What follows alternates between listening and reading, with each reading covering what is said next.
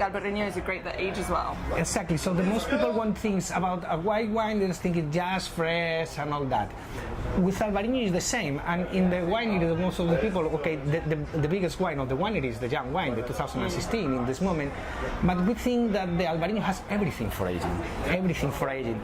So someone has to keep some wine in bottles, so that's the reason about Pazo de Señorans, because we think it's, our aim is show the people that the Albariño can be more than a just fresh wine. So, and when the people is asking you which is the best one for you, I say depend for what, because it's not the same. If it's like today, if you finish the day with some oysters, okay, give me the young one. I gonna love that.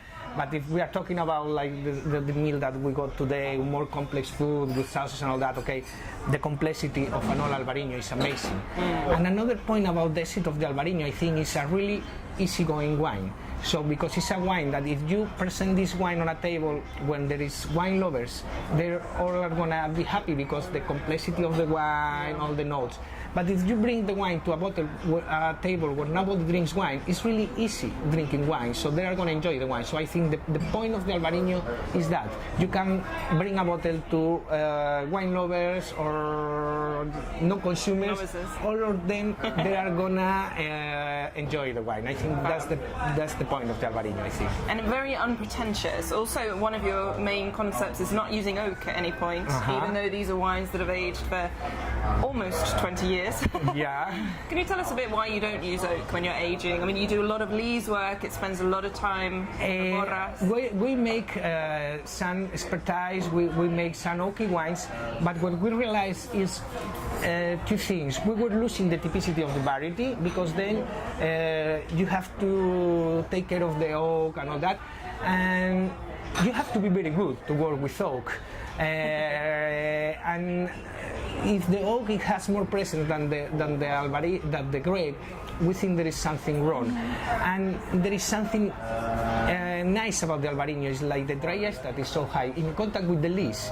So we get from the lees what other varieties get from the oak. So for us it's amazing, because it's just the variety against the wall, because with the oak you are getting outside factors just to increase or give some notes to the wine, but with the lees, so we are just getting notes from the grape. So it's nothing but Albariño in the glasses, so that's really nice. Fabulous. And Pazo, if I'm correct, means palace. Pazo is like the translate could be like chateau. It's like the rich big house of the area, but it's always related with the agriculture. A palace is sometimes more luxury in another working area, but Pazo is more related to the agriculture. They were the rich houses, but related with the agriculture. What is the oldest wine that you have in your Pazo? The oldest wine, so the problem is we don't have really old wines. Probably the oldest thing we got is something from the 97 or 95 from the regular wine. In about Selección de Añada, I think probably a 99, couple of bottles 99 left or something like that. But the vertical tastings, they're becoming really popular, and everybody wants to go to Pazo to have old wine. So that's not unlimited, Right now we try to save more cases of every vintage, but from the first ones, so we are totally out. So that's the problem. So you gotta get it and stock it now. Yeah, and that's what we say to the people. Just get Pazo de Señorans. Don't be afraid.